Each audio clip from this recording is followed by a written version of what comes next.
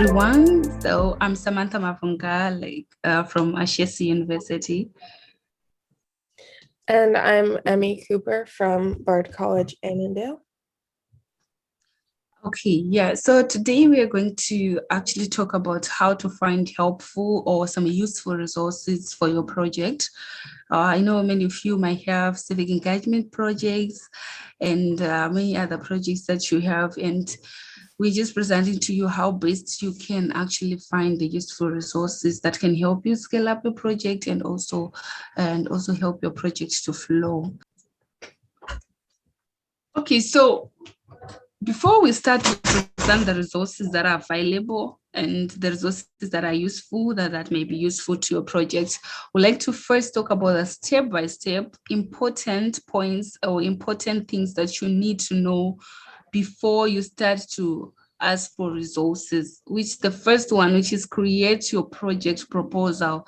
This is very important for your project because you need a proposal to also understand your project and also to be able to appeal to any resources that you may need. For example, some may need to apply for a grant and some may need to also appeal to volunteers or individual and even community.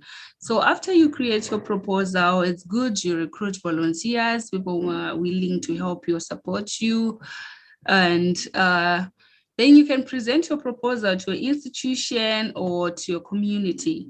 I know some of you are coming from various institutions and they are there to help you like backing up your project. And this one, we are going to talk about some of the institutional resources in the following slides. And after that, you can now apply for funding or grants. And we are going to talk about how best you can do these things in the next slides. And then you can expand your network as well. So the types of resources needed, let's go to the next slide. So the type of resources needed, like you may need, we put them in categories. So there's human and network resources.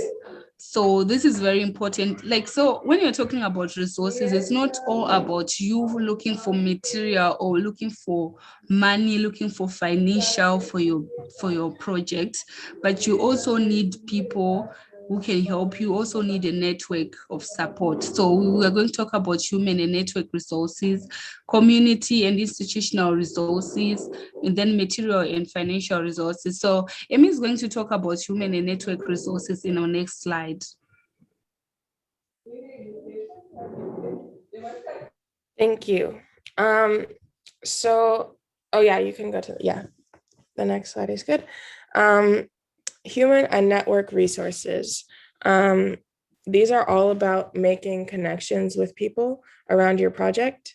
And it's really important to have these resources because you want kind of a community or a platform or a foundation made up of, people you've partnered with who can support you in your project and can be helpful to you at all stages of your project.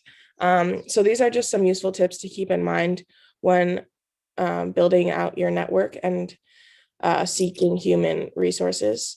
So be confident and don't be afraid to ask for what you need for your project, and be very specific when you're asking for things for your project. Highlight the most important things about your project. So obviously there's a lot of details that go into all of our civic engagement projects, but those details aren't all necessarily relevant to everyone that you're speaking to.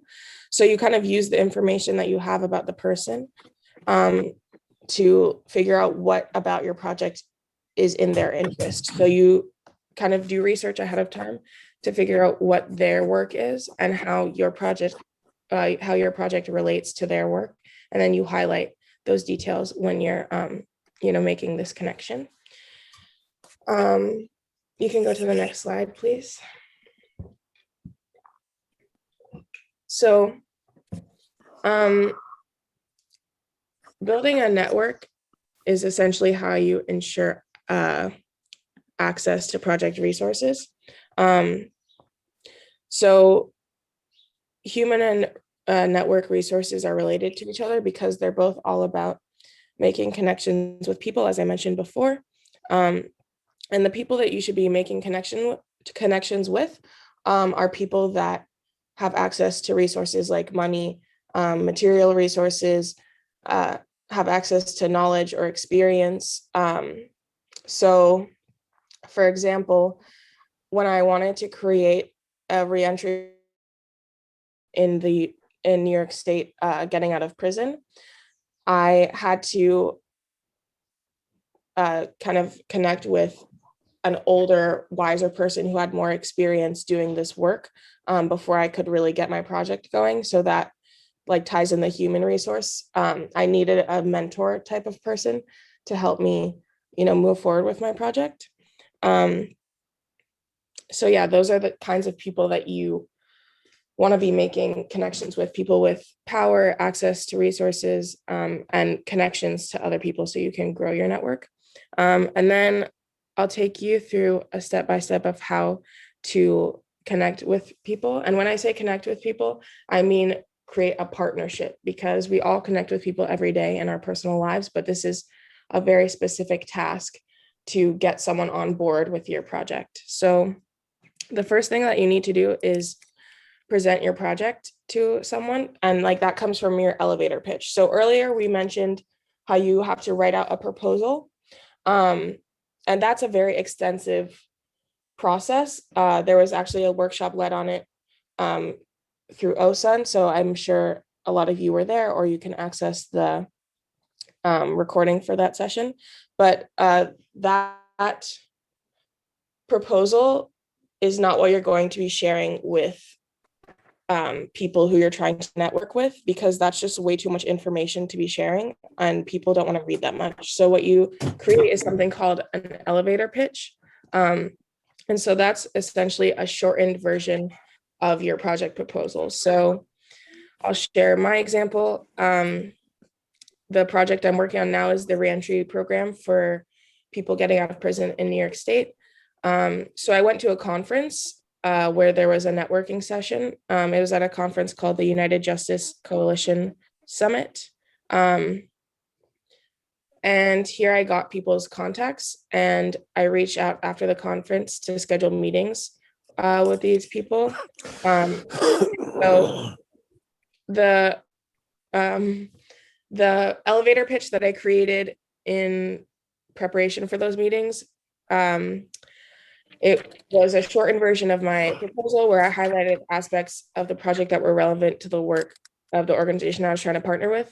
So the elevator pitch included a summary of the project, which is that it's a summer scholars certificate for young people who were formerly incarcerated, where they would receive prep for higher education and career readiness training. And so then I also included how the project connects to the work of a prospective partner. So for example, the person I was connecting with did work in criminal justice reform. And so, we both are working in the same field, and that's why they should, partner with my project. And then I also had to think of a specific ask. So that's the second step, ask for something specific. And that's essentially where you ask, so you have to ask a very specific question of the person you're networking with. So, sorry, there's a lot of background noise that I'm hearing.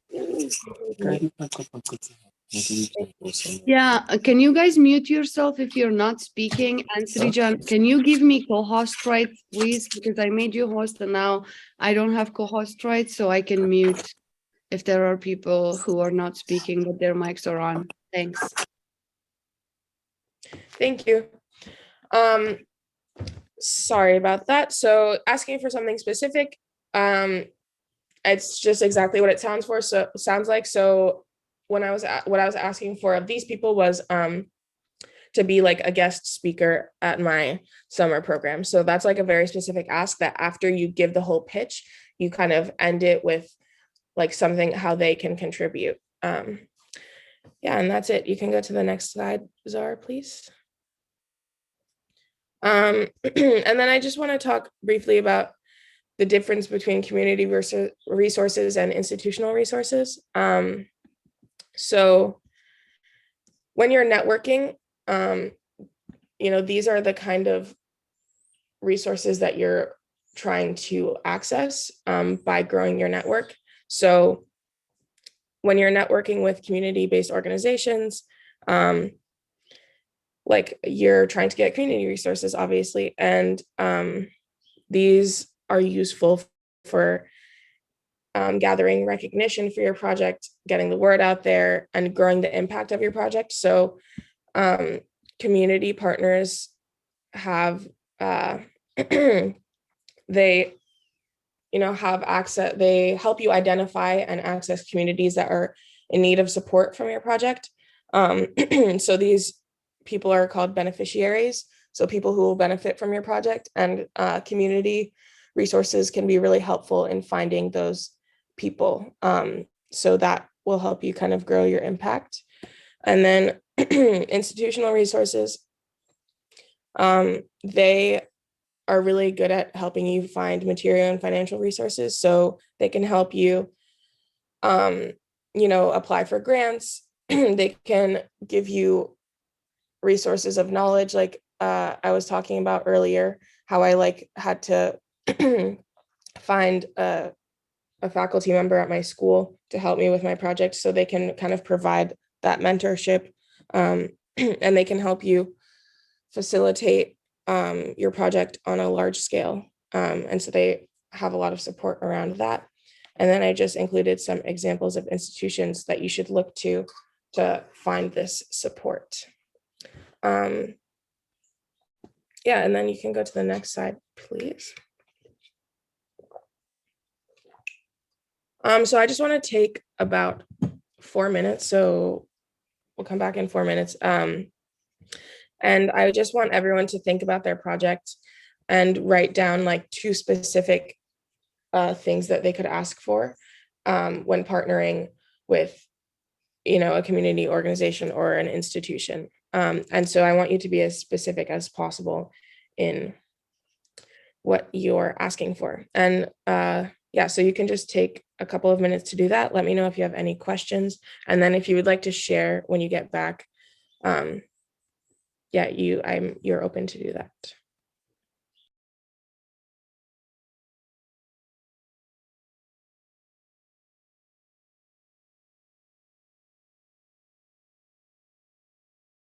I think you can go to the previous slide. Yes. So I mean, should I type in the chat or? Sure. Yeah. Or someone can raise the hand as well so that to be faster when you ask. All right.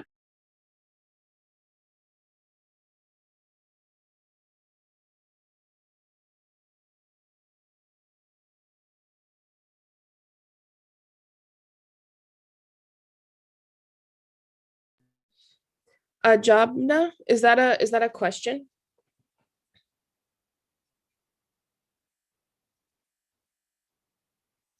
I think that says is ask like, I feel like it's actually like how we get funding for the project, maybe asking the community or partner, something like that. Or it's a question, I'm not sure.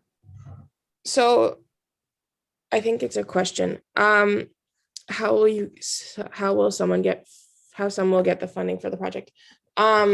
So let's say you're talking to your college or university. So that's an institutional resource. You would ask them, basically, they have knowledge of what grants are available to you.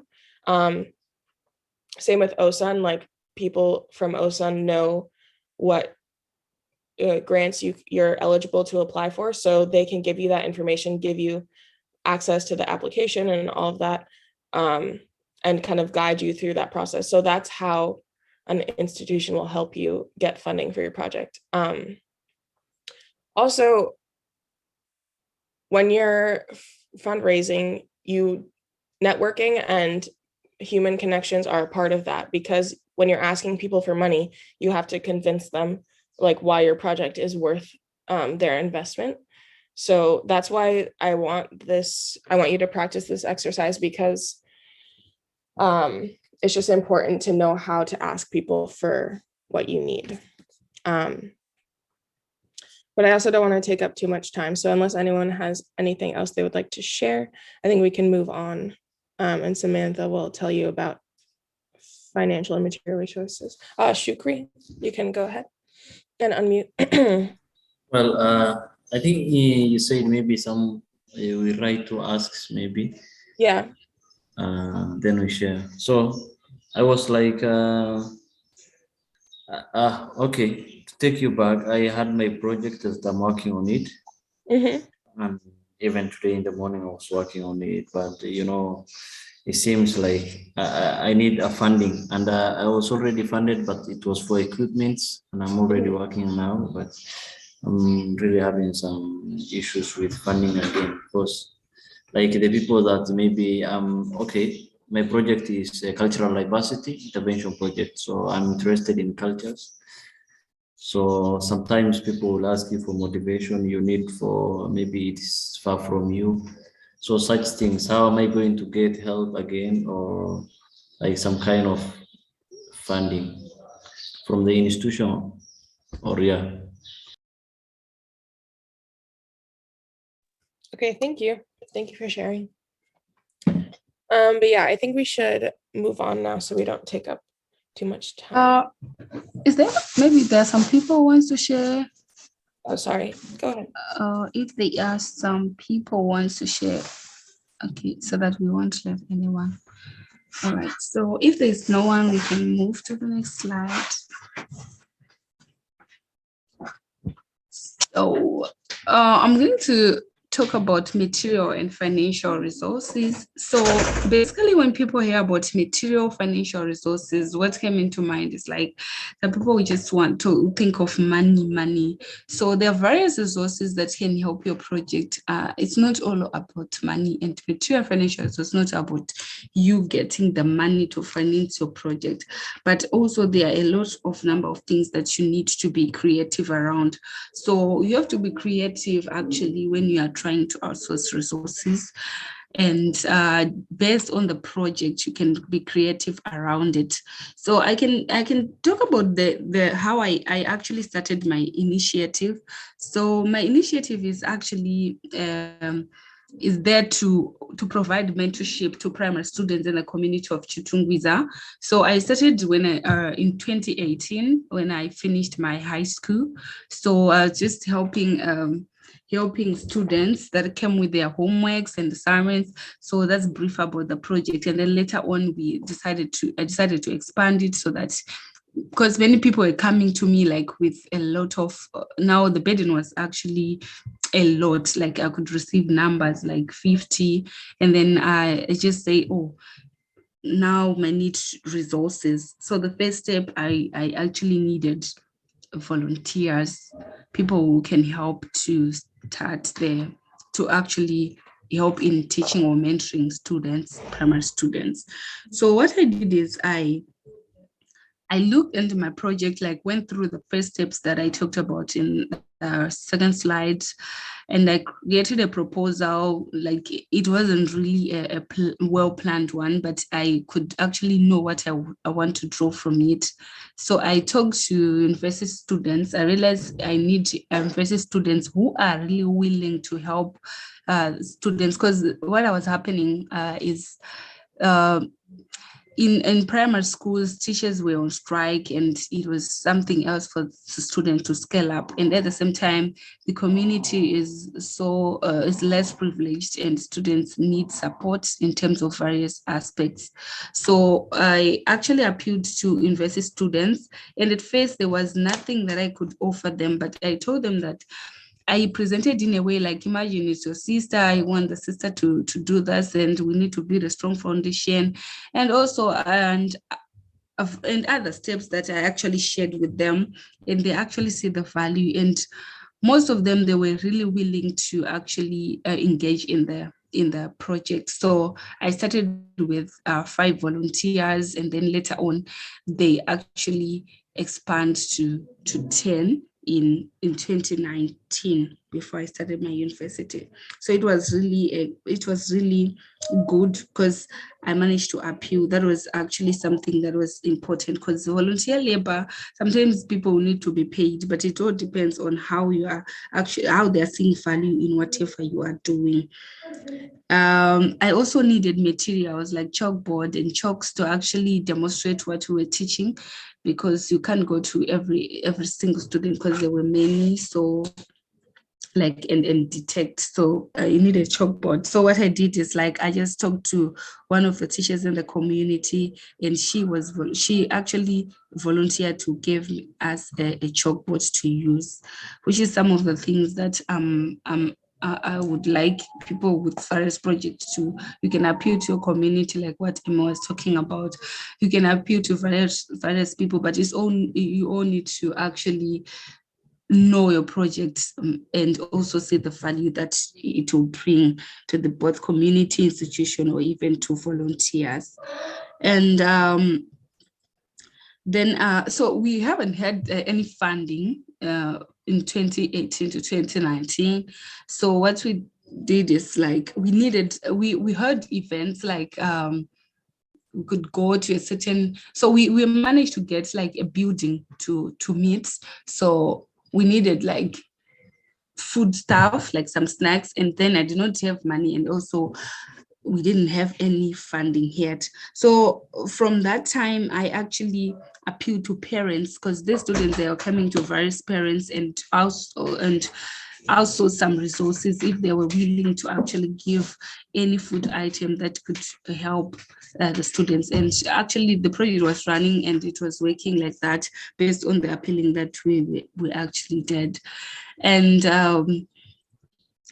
you don't just wait. I realize that you don't just have to wait to receive financial or maybe money, without actually making it more productive. So the first time we got money from the university with the support, and I forgot to mention, when I reached the university too, I approached one of the mentor person who was actually more into the ventures, into the initiatives, and he was willing to support me with mentorship, and managed to get the first grant. And we do not really use the grant to just buy materials, and we also buy things to sell, to resell. So you can also have fundraising activities, like sell things. You can also apply like grant writing or canvassing. So Amy will also expand on these points. Amy, you're free to add anything. Yeah, I just wanted to add quickly that fundraising for money, there's a resource called GoFundMe that I used to raise money for a project that I have been leading in Kenya. And I ask people to donate on GoFundMe, but GoFundMe takes like a percentage out of every donation that I receive. So people think that I'm getting a certain amount of money, but it's actually a lot less that I'm getting. And so that's the difficulty that I've been having. So I just want to say that do research about the platforms you're using to raise money before you use them, because I didn't know this ahead of time.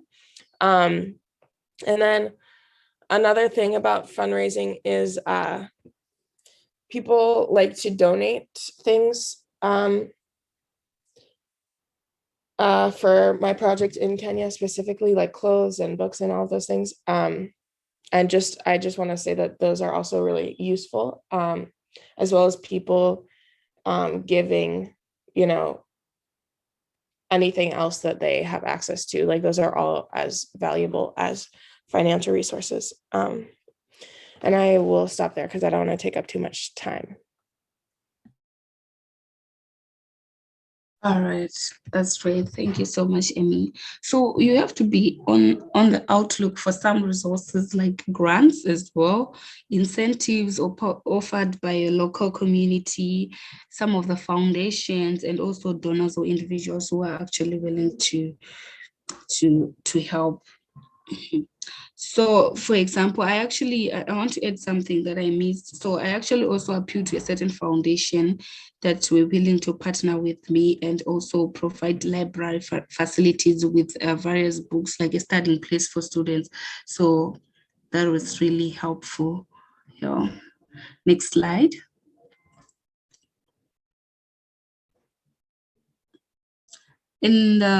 So yeah, this is basically what I was saying. People like to see return on their investment. So be very clear about how their support of your project will pay off. So it's not about maybe I'm investing and I'll need profit. Not really, but I'm investing and I'll need to see the value and when I support your project. So if you have this in mind when you are applying or when you are appealing for anything, make sure that you make sure to shed more light when you're appealing for any resource or any support from people. Yes. And then lastly, I'm going to talk about just going through yes, next slide. Some of the resources available for you, like available to you from the Open Society Visit Network or OSUN. So we have grants like mini grants for projects, and also they have opportunity to present your proposal. You also have the certificate of civic engagement course that was introduced, that was actually introduced recently. If you take this one, you can actually get a certificate. And also you get to understand more of your project and do your research. And last time I took this course, I was able to actually understand more on the civic engagement project that I was doing. And then you can talk to a global fellow. There are various global fellows. We have different projects, and you may have a project that may be similar or might be similar with any global fellow here. So you can talk to any global fellow. They can help you and link you to some other resources, and you have the opportunity to expand your network. Thank you so much for listening, and we are here to hear any questions that you may have. So feel free to ask if you have any question or if you need any clarity on anything. Thank you. Next slide.